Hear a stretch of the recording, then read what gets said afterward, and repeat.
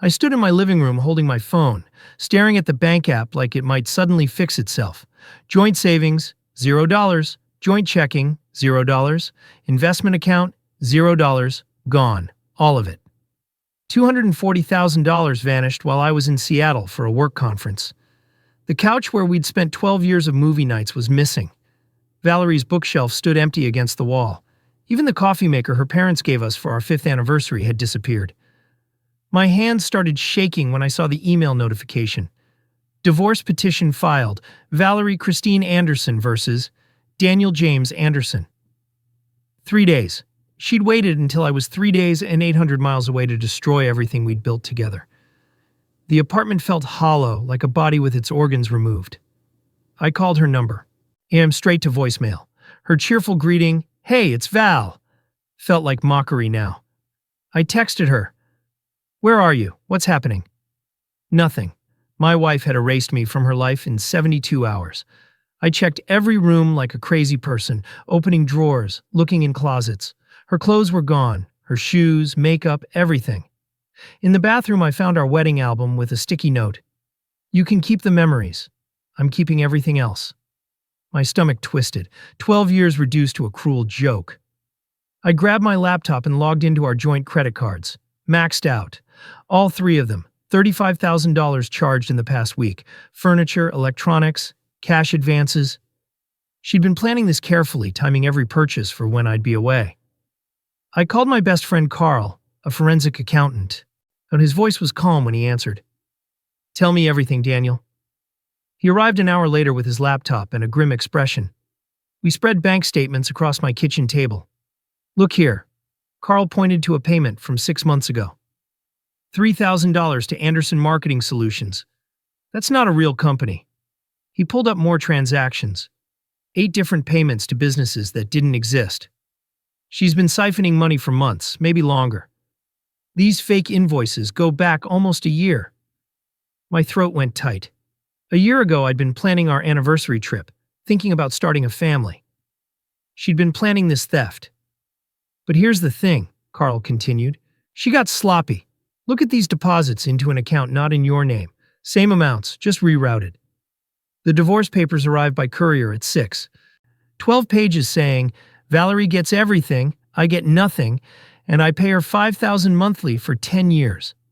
The petition claimed I'd been emotionally distant and financially controlling. Controlling? I'd given her access to everything. I called Pierce Hamilton, a divorce lawyer who'd handled my brother's case. Pierce listened as I explained everything. When I finished, he said something that made my heart stop. "Did you check your separate account?" I'd forgotten about it. 2 years ago, my father pulled me aside during Thanksgiving. "Son, I'm not saying don't trust Valerie, but keep one account separate, just in case." I'd thought he was paranoid, but I'd done it anyway. Opened a business account in my name only, deposited my quarterly bonuses there. I logged in, holding my breath. The balance glowed. $185,000. Still there, untouched. Valerie didn't know it existed. I called Pierce back. "I have $185,000 in a separate account she doesn't know about." Pierce laughed. "Daniel, your wife just made the biggest mistake of her life." He explained Washington's community property law. Everything earned during marriage belongs equally to both parties, unless there's a prenuptial agreement. "We have a prenup," I said. Her father insisted. "Get it, right now." I found it in my file cabinet. Pierce went silent as I read him the key section. Any party who unilaterally depletes marital assets prior to filing for divorce forfeits their claim to 50% of remaining assets and assumes liability for restoration of withdrawn funds. My voice shook reading it. "What does that mean?" "It means," Pierce said slowly, "by draining your accounts before filing, she violated the prenup. She has to return everything she took, and she loses her claim to your separate money." That night, I didn't sleep. I sat at my kitchen table with 12 years of financial records spread out. Carl had taught me to document everything, so I had receipts, statements, emails, texts about money. Every fake invoice Valerie created was saved in my cloud storage. I started building a timeline. 6 months ago, first fake payment appears. 5 months ago, Valerie mentions wanting more independence. 4 months ago, she opens a secret credit card. 3 months ago, she rents an apartment across town our neighbor mentioned seeing her at. Everything connected. This wasn't impulse. This was carefully planned theft. My phone buzzed at 2. A text from Valerie. "Don't make this ugly. I've signed the papers." I didn't respond. Pierce had been clear. No contact. Let her think she won. Instead, I hired a private investigator named Ford Mitchell to document the timeline and find proof of her planning. Ford was ex-military, mid-50s, with a face that revealed nothing. He listened without interrupting, then said, "I'll need your files, bank records, and any communication between you two." 3 days later, Ford called. "You need to see this." He came with a folder full of photographs. Valerie at a restaurant with a man I recognized. Blake Garrison, my former college roommate I'd helped get a job 5 years ago. More photos showed them at her apartment, holding hands at a park, kissing in a parking lot. The timestamps went back 7 months. 7 months she'd been cheating while sleeping in our bed, telling me she loved me. On the man was someone I'd trusted, someone I'd helped. Ford's report included financial records showing Blake had deposited money into Valerie's secret account, $38,000 over 6 months. He was funding her escape plan, Ford said flatly. "There's more. I traced those fake companies she created. They're all registered to a mailbox service in Nevada. The registered agent? Blake Garrison. They've been running this together." So it wasn't just an affair. Blake was her partner in stealing from me. They'd planned this together, probably laughing about how clueless I was. Ford pulled out a document. "I need authorization to share this with law enforcement. What they did isn't just civil. This is fraud." Pierce filed our response to Valerie's petition. We didn't just deny her claims, we buried her with evidence. The prenup violation, the fake companies, the forged invoices, the affair with Blake, everything documented with dates and proof. We filed a motion to freeze remaining assets and demanded full financial disclosure. Valerie's lawyer, Wesley Cross, responded with outrage. His letter called our claims baseless harassment and an attempt to intimidate a vulnerable woman. But I noticed something crucial. They didn't deny the prenup violation. They called it irrelevant under current circumstances. That was their first mistake. When someone doesn't deny the core accusation, Pierce explained, they're already losing. If they could deny it, truthfully, they would. A week later, Valerie called me, her voice sweet and reasonable. "Daniel, we need to talk. This is getting out of hand." I put her on speaker so Carl could hear. "You stole $240,000, I said calmly. "How is that not already out of hand?" She sighed like I was being difficult. "That money was ours. I had every right to protect my share." "Before filing for divorce?" Silence stretched. Then she shifted tactics. "I didn't want to tell you this way, but I'm pregnant, with your child." My blood went cold. We hadn't been intimate in 5 months. She'd been sleeping in the guest room since January, claiming insomnia. "That's impossible," I said. "We haven't touched each other since New Year's." Another pause. "February. Don't you remember?" I did remember February. I'd been in Portland for 2 weeks. I hung up and called Pierce. "She's claiming pregnancy." Pierce cursed softly. "That's manipulation. If she's really pregnant, she'll have medical records. We'll request them." He filed for a paternity test and medical documentation the next day. Valerie's lawyer fought it hard, which told us everything. If she was really pregnant with my child, proving it would strengthen her position. Her resistance meant she was lying. Carl found more irregularities. Valerie had opened credit cards in both our names without telling me, maxing them out on furniture for her apartment. She'd forged my signature on a loan application for $50,000. The bank denied it, but the attempt was documented. Each discovery added to Pierce's case. The preliminary hearing was set for 3 weeks out. I spent that time organizing everything. Every receipt, statement, text, and email got sorted and filed. Carl helped me create a presentation showing the timeline of Valerie's theft. And we color-coded it. Red for fake invoices, blue for unauthorized charges, yellow for affair expenses. By the time we finished, the pattern was undeniable. She'd been planning this for 10 months. The day before the hearing, Blake called me. His voice was shaky. "Daniel, I need to talk to you. about how you've been sleeping with my wife and helping her steal from me." He went quiet. "It wasn't supposed to happen like this. She told me you were abusive, that you controlled all the money. And you believed her?" Blake wanted to meet in person. Against Pierce's advice, I agreed. We met at a coffee shop downtown. Blake looked terrible, dark circles, trembling hands. "She told me you hit her," he said quietly, "that you monitored all her spending, that she was trapped." I stared at him. "Did you ever see evidence of that? Any bruises?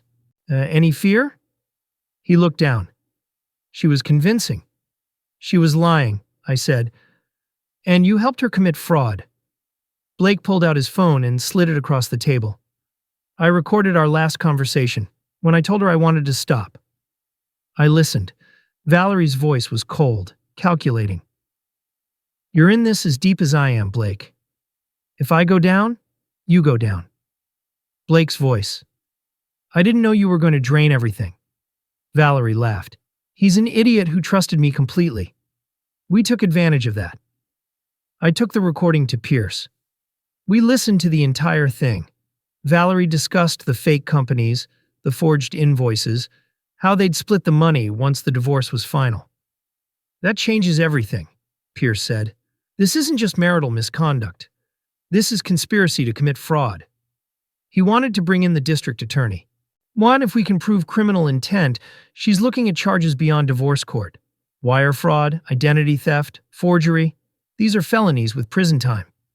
I hesitated. Criminal charges meant Valerie could face jail. Part of me wanted that. Another part just wanted this over. "What happens to Blake?" Pierce shrugged. "He's your leverage. If he testifies against her, prosecutors might offer him a deal. Probation instead of prison. If not, he faces the same charges." I made my decision. "File the complaint." The hearing arrived. Valerie showed up in black, playing the victim. She'd lost weight, looked fragile, kept touching her stomach whenever the judge looked her way. Her lawyer painted me as controlling and financially abusive. When Pierce presented our evidence, the prenup violation, the fake companies, and in Blake's recording, Valerie's face went white. The judge was Ruth Kimball, probably 60, with sharp eyes. "Mrs. Anderson," Judge Kimball said, "you withdrew $240,000 from joint accounts before filing for divorce?" "I was protecting myself," Valerie said softly. "From what?" Silence. "And you claim to be pregnant, but refuse to provide medical documentation?" Valerie's lawyer tried to interrupt. Judge Kimball held up her hand. "I want to hear from your client," Valerie stammered. It's private." Judge Kimball ordered a recess, but not before freezing all remaining assets and demanding full financial disclosure from both parties within 7 days. She also ordered Valerie to provide proof of pregnancy within 48 hours or withdraw the claim. Outside the courtroom, Valerie tried to approach me. Mine Pierce stepped between us. No contact. She looked at me over his shoulder, tears streaming. "Daniel, please, I made mistakes, but we can fix this." For the first time since this started, I felt something other than numbness. Not love, not even pity. Just sad clarity about who she really was. "You didn't make mistakes," I said quietly. "You made choices. Every single day for 10 months, you chose to lie, to steal, to plan this with Blake. Those weren't mistakes. Those were deliberate decisions." She reached for my arm. I stepped back. "Don't contact me again." 2 days later, Valerie admitted there was no pregnancy. Her lawyer sent a letter stating she'd been mistaken about the timing. Judge Kimball was not amused. She issued an order stating Valerie's credibility was severely compromised and all future claims would be subject to heightened scrutiny. Pierce called it a death blow to her case. Lying about pregnancy to manipulate proceedings? Judges hate that. She destroyed any sympathy she might have had. The criminal investigation moved forward. Detectives interviewed me, Carl, Blake, and others. Blake cut a deal. Full testimony for probation and restitution. His testimony was devastating. He laid out exactly how they'd planned everything. How Valerie convinced him I was abusive. How they created the fake companies together. The detective told me we have enough for multiple felony charges. Valerie was arrested on a Tuesday morning. Blake called me right after. They arrested her at her apartment. She was screaming that you'd set her up, and that this was revenge. I felt nothing. No satisfaction, no guilt, just exhaustion. Her sister Paula called me furious. You had your own wife arrested? What kind of monster does that? The kind who doesn't let people commit fraud, I said. She forged my signature, Paula. She stole $240,000. She created fake companies to launder money. These are felonies. Paula's voice cracked. She's my sister. And she's a criminal, I said, then hung up. Valerie made bail that evening. Her lawyer reached out to Pierce with a settlement offer. Drop the criminal charges and they'd negotiate a fair divorce settlement. Pierce's response was perfect. Your client should have thought about consequences before committing multiple felonies. The truth about my father's gift emerged during financial disclosure. My dad had died 4 years ago, leaving me a trust fund I'd barely paid attention to. The trust held $420,000 in stocks and bonds, managed by a firm in Boston. According to the trust documents, which I'd signed but never fully read, the money was protected from any marital claims as long as it stayed in the trust, and I didn't commingle it with marital assets. I'd never touched it, never even told Valerie about it. Partly because Dad's lawyer advised keeping inherited money separate, and partly because I'd forgotten it existed. When Valerie's lawyer discovered the trust during disclosure, their response was immediate. They demanded half. Pierce's reply was surgical. The trust is explicitly protected under state inheritance law and qualifies as separate property under the prenuptial agreement. Your client has zero claim. The settlement negotiations took 2 months. Valerie's legal team tried everything, claiming the prenup was signed under duress, arguing my separate account should be marital property, suggesting I'd hidden the trust intentionally. Nothing worked. Pierce had documented everything perfectly. Finally, they requested mediation. Pierce advised accepting. We've won. Now we just decide terms. We entered mediation with clear demands. Valerie returns all stolen money plus interest, pleads guilty to reduced fraud charges with probation instead of prison, signs away all claims to marital property, and receives nothing in the divorce. 0 spousal support, 0 claim to my separate account, 0 claim to the trust. In exchange, I wouldn't pursue maximum criminal penalties. The mediator laid out the terms. Valerie sat across from me, barely able to maintain eye contact. She'd aged years in months, new lines around her eyes, gray streaks in her hair she wasn't covering anymore. The confident woman who'd planned this theft was gone, replaced by someone who looked small and defeated. Valerie signed without speaking. Her hand shook as she put pen to paper, agreeing to return $240,000 plus $32,000 in interest and legal fees. She'd plead guilty to 1 count of fraud, receiving 2 years probation. She'd walk away with only her personal belongings and the car in her name. No house, no savings, no claim to anything we'd built over 12 years. When it was over, she looked at me, really looked at me, for the first time in months. I'm sorry, she whispered. For what? I asked. Not cruelly. Just honestly wanting to know. For everything. For lying, for stealing, for betraying you with Blake, for not being who you thought I was. I nodded slowly. I'm sorry too. Sorry I didn't see who you really were sooner. She left the mediation room without another word. 3 months later, the divorce was final. I signed the papers in Pierce's office, surrounded by boxes of evidence we'd never needed to use in court. Valerie had returned most of the money. Blake helped her liquidate assets to cover what she'd spent. She moved to Colorado to live with her mother, taking a job as an office manager for a dental practice. Blake lost his job when his employer discovered what he'd done. Paula never spoke to me again, convinced I'd destroyed her sister's life. I didn't argue. People believe what they want. Carl helped me reorganize my finances, in investing the returned money carefully. Work became a refuge. I threw myself into projects, took on extra clients, rebuilt what Valerie had tried to destroy. The apartment felt less empty as time passed.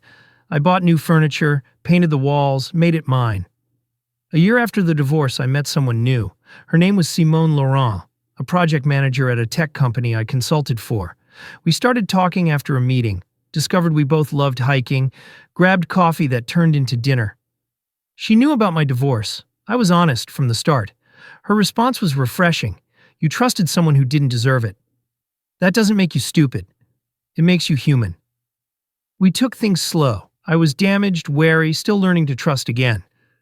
Simone was patient, never pushing, understanding when I needed space. 6 months into dating, and she asked, "Do you still think about her?" "Sometimes," I admitted, "but not the way you might think. I mostly wonder how I missed the signs." "Maybe there weren't any," Simone said. "Maybe she was just really good at lying." That possibility haunted me. That I couldn't have known, couldn't have prevented it. But slowly, with Simone's help and therapy, I started to accept that some people are expert manipulators. Valerie had played a role for 12 years, and I'd believed her because I loved her. That wasn't my failure. It was hers. 18 months after the divorce, Simone and I moved in together. It felt different than it had with Valerie. More honest, more equal. We split expenses fairly. We had separate accounts and one joint account for shared bills. We talked about money openly, without games or secrets. One evening, Simone found me looking at old photos from my marriage. "You okay?" she asked gently. I nodded. "Yeah, just remembering who I used to be. Before all this." "You're stronger now," she said. "Wiser?" "Maybe," I agreed. "But I lost something too. A kind of innocence, I guess. The ability to trust completely without question." Simone sat beside me. "That's not necessarily a bad thing. Trust should be earned and maintained, not just given blindly. What you lost was naivety. What you gained was wisdom." She was right.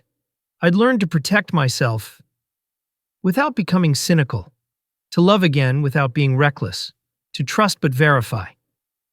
2 years after Valerie drained our accounts, I stood in my new house, a small place outside the city with a yard and big windows, watching the sunset. Simone was in the kitchen making dinner, humming along to music, while life had rebuilt itself in ways I couldn't have imagined during those dark days after Valerie left. My business had grown significantly. The trust fund Dad left me had nearly doubled through careful investment. I'd learned to trust again, carefully but genuinely. Sometimes I still thought about that day I came home to empty rooms and vanished money. The shock, the betrayal, the rage. But those feelings had faded into something quieter. Lessons learned. Valerie had taught me that trust requires verification, that love needs boundaries, that meticulous documentation can save your life. The legal detail she overlooked, that prenup clause, that protected trust, hadn't just saved my finances. It had saved my entire future. And standing there watching Simone dance while cooking, I realized something profound. The best revenge isn't destruction. It's building a life so full that the person who tried to destroy you becomes irrelevant. Valerie had tried to take everything. Instead, she'd freed me to find what actually mattered. I heard from Paula once more, 3 years after the divorce. She called out of the blue. "I need to apologize," she said quietly. "I found out some things about Valerie. About other people she's hurt since moving to Colorado. About lies she told me about you. I should have listened to your side." "Thank you," I said. "That means a lot." "Are you happy now?" she asked. I looked at Simone laughing at something on her phone. "Yeah, I really am." Carl stopped by one evening with a bottle of wine to celebrate the anniversary of my business's best year ever. We sat on my back porch, watching stars appear in the darkening sky. "You know what's crazy?" Carl said. "When this all started, I thought it might destroy you. Financially, emotionally, all of it." "It almost did," I admitted. "There were some really dark days." "But you documented everything," Carl continued. "You stayed organized even when your world was falling apart. That discipline saved you." I nodded. "Dad taught me that. He always said, 'Hope for the best, prepare for the worst.' I thought he was just being paranoid." "He was being smart," Carl said, "and you were smart to listen." We sat in comfortable silence for a moment. Then Carl asked, "Do you ever wonder what Valerie's doing now?" "Not really," I said honestly. I heard she got engaged to some guy in Colorado. Paula mentioned it. How'd that make you feel? Nothing, I said. No anger, no jealousy, no satisfaction, just nothing. She's not part of my life anymore. Carl raised his glass. To moving on.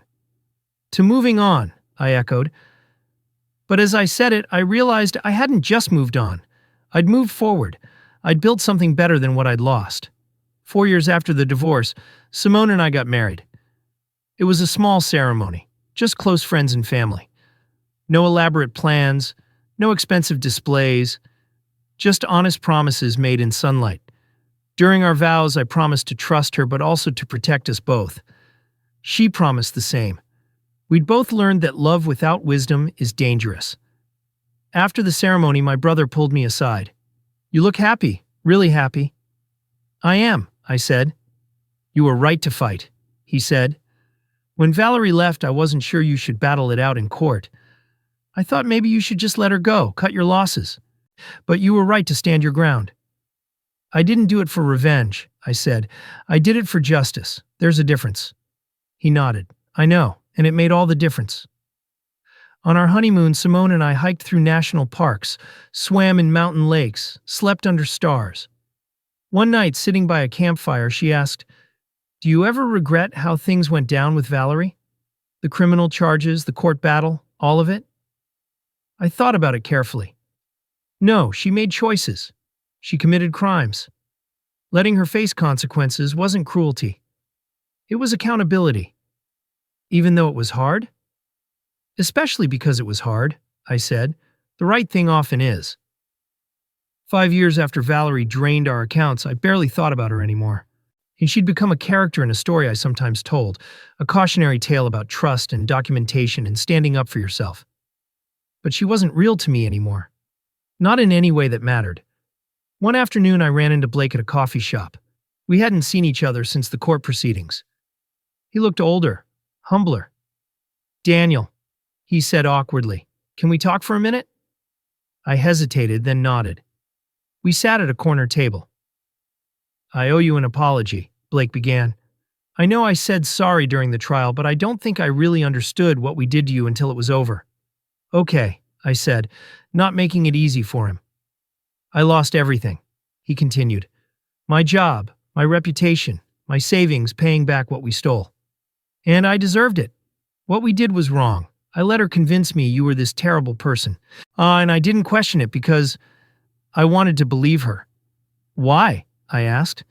Blake looked down. "Because I was in love with her. Or I thought I was. And love makes you stupid sometimes." "Love doesn't make you commit fraud," I said. "That was a choice." "You're right," he said. "I'm not making excuses. I just wanted you to know that I understand now. What we took from you wasn't just money. It was trust, security, peace of mind." I nodded. "Yeah, it was." "Are you doing better now?" he asked. "Much better," I said. "I'm remarried, happy, successful." "Good," Blake said, and he seemed to mean it. "You deserved better than what we did." We didn't part as friends. We probably never would be. But there was a kind of closure in that conversation. 6 years after the divorce, I received an unexpected letter. It was from Valerie, and I almost threw it away without reading it, but curiosity won. The letter was 3 pages, handwritten. She apologized for everything, the theft, the lies, the betrayal. She explained that she'd been in therapy for 2 years, working through why she'd done what she did. She admitted she'd been selfish, greedy, and cruel. She said she'd sabotaged the best thing in her life because she'd felt trapped, and instead of communicating, she'd destroyed everything. She wasn't asking for forgiveness or trying to reconnect. She just wanted me to know she understood what she'd done and why it was wrong. I showed the letter to Simone. "How do you feel about this?" she asked.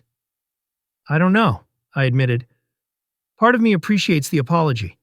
Part of me thinks it's too little, too late. Do you want to respond?" I thought about it for several days. Finally, and I wrote back a single paragraph. "I appreciate your honesty, and I'm glad you're working on yourself. I forgive you, not because you've earned it, but because holding on to anger hurts me more than it hurts you." I hope you find peace. I have. I never heard from her again after that. And that was okay. 7 years after Valerie tried to destroy me financially and emotionally, I stood in my home office, looking at the life I'd built. My business was thriving beyond anything I'd imagined. The trust fund had grown substantially. Simone and I were talking about starting a family. I had friends I trusted, hobbies I enjoyed, a life that felt full and authentic. The scars from what Valerie did were still there. I was more cautious now, more protective of my finances and my heart. I maintained separate accounts even in my happy marriage. One, I documented important conversations. I verified things instead of blindly trusting. But those weren't weaknesses. They were wisdom. I'd learned that you could be both trusting and careful. You could love deeply while maintaining boundaries. You could be vulnerable without being foolish. One evening, Simone asked, "If you could go back and change what happened with Valerie, would you?" "You mean prevent the whole thing?" She nodded. I thought about it carefully. No, as much as it hurt, I learned things about myself I needed to know. I learned I was stronger than I thought.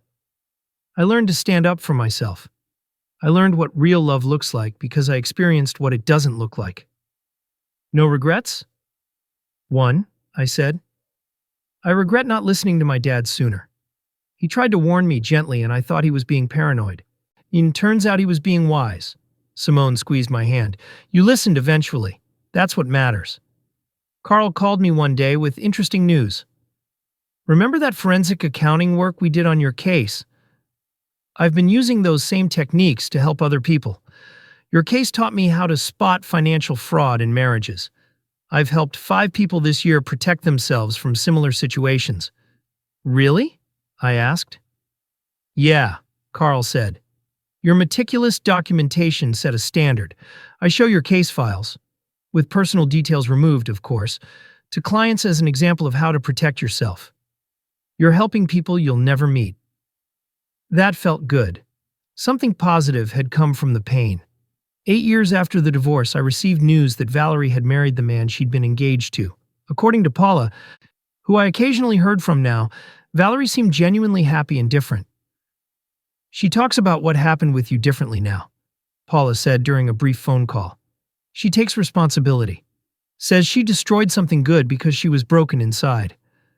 I hope she's better now, I said, and I meant it. No bitterness? Paula asked. Not anymore, I said honestly. Bitterness is exhausting. I'm too busy being happy to stay angry. 9 years after Valerie drained our accounts, Simone gave birth to our daughter. Holding that tiny human in my arms, I felt a clarity I'd never experienced before. This was what mattered. Not money, not revenge, not even justice. Connection. Love. Building something good. I thought about the legal detail Valerie had overlooked. That prenup clause that had saved me, as it hadn't just protected my finances. It had protected my ability to have this moment. If she'd succeeded in taking everything, I might never have rebuilt. I might never have met Simone. I might never be holding my daughter right now. In a strange way, Valerie's greed had led to my greatest happiness. 10 years after the divorce, I was invited to speak at a legal conference about financial protection in marriages. Pierce Hamilton had recommended me. I almost declined, but Simone encouraged me. Your story could help people, she said. So I stood in front of 200 lawyers and financial advisors and told them everything. How Valerie had planned the theft, how she'd violated the prenup, how my father's advice to keep one account separate had saved me, how documentation had been crucial, and how the legal details she'd overlooked had changed everything. During the Q&A, someone asked, "Do you think your marriage was doomed from the start?" I considered the question carefully. No, I think people change, or maybe they reveal who they really were all along. Either way, I chose to trust completely, and she chose to betray that trust. Those were both choices. Another person asked, "What's the most important lesson you learned?" Document everything, I said. Not because you expect betrayal, but because if it comes, you'll be prepared. Hope for the best, but prepare for the worst. After the conference, several people approached me with their own stories of financial betrayal. I listened, offered advice when I could, and realized how common this was. How many people were unprepared when someone they loved turned on them? Years I started volunteering with a legal aid organization, helping people document assets and protect themselves in divorces. It became a way to transform my pain into purpose. 11 years after Valerie tried to destroy me, I sat in my backyard watching my daughter play. She was 2 now, full of energy and joy. Simone was planting vegetables in our garden, something she'd always wanted to do. My business was stable and successful. The trust fund had grown enough that my daughter's college education was secured. Life was good, not perfect, nothing ever is, but genuinely good. The legal detail Valerie overlooked had given me this life. That prenup clause, written by her father, ironically enough, had protected everything I needed to rebuild. My father's advice to keep one account separate had been the backup that saved me. My habit of documenting everything had provided the evidence I needed. But more than that, my decision to fight back instead of accepting defeat had made the difference. I could have signed those papers, let her take everything, and started over with nothing. Many people do exactly that. Too tired or scared to fight. I'd chosen to stand my ground, to demand justice, to hold her accountable. That choice had saved me. I looked at my daughter and made a silent promise. I'd teach her to be trusting, but not naive, loving but not blind, generous but not foolish. I'd teach her that documentation isn't paranoia, it's wisdom. That boundaries aren't walls, they're protection. That standing up for yourself isn't cruel, it's necessary. The best revenge, I'd learned, wasn't making Valerie suffer. Oh, and it was building a life so beautiful that she became irrelevant to my happiness. 12 years after Valerie drained our joint accounts and filed for divorce, I barely remembered what the pain felt like. Oh, I remembered the facts, the empty apartment, the stolen money, the betrayal, but the sharp edge of those memories had dulled. They were stories I told, not wounds I carried. I was 49 now, happy in ways I'd never imagined possible at 37 when my world fell apart. Simone and I were planning our 10th anniversary trip. My daughter was thriving. My business had expanded into 3 states. The trust fund my father left me had tripled. Sometimes people asked if I ever heard from Valerie. The answer was no, and I preferred it that way. She'd moved on with her life in Colorado. I'd moved on with mine here. And we'd both learned from what happened, hopefully. We'd both grown. We were both, according to Paula, happy. That was enough. Late one night, unable to sleep, I went to my home office and pulled out the old files from the divorce. I hadn't looked at them in years. I read through the timeline Carl and I had created, the evidence Ford had gathered, the legal briefs Pierce had filed. I looked at the prenup with that crucial clause highlighted. Any party who unilaterally depletes marital assets prior to filing forfeits their claim. That one sentence had changed everything. Valerie had overlooked it. Probably never even read it carefully, and that oversight had cost her everything she'd schemed for. I thought about the younger version of myself who'd come home to empty rooms and 0 bank balances. How devastated he'd been. How lost. And if I could tell him anything now, what would it be? I'd tell him to document everything, to trust his instincts, to fight for justice, to believe that life could be beautiful again. I'd tell him that the pain wouldn't last forever, but the lessons would. That being betrayed doesn't mean you're a fool. It means you loved someone who didn't deserve it. That rebuilding is possible, and sometimes what you build the second time is stronger than what you lost. I closed the files and put them back in storage. I didn't need them anymore. They were proof of a battle I'd won, but the victory wasn't in defeating Valerie. It was in reclaiming my life, in finding real love, in building something authentic. The legal details she overlooked hadn't just saved my money, it had saved my future. And standing in my office at midnight 12 years later, and I could finally say with complete honesty, I was grateful. Not for the betrayal, never that, but for surviving it, for learning from it, for becoming stronger because of it. I turned off the light and went back to bed, where Simone slept peacefully beside me. My daughter was safe in her room. My accounts were secure. My heart was full. Valerie had tried to take everything and leave me with nothing. Instead, she'd freed me to find everything that actually mattered.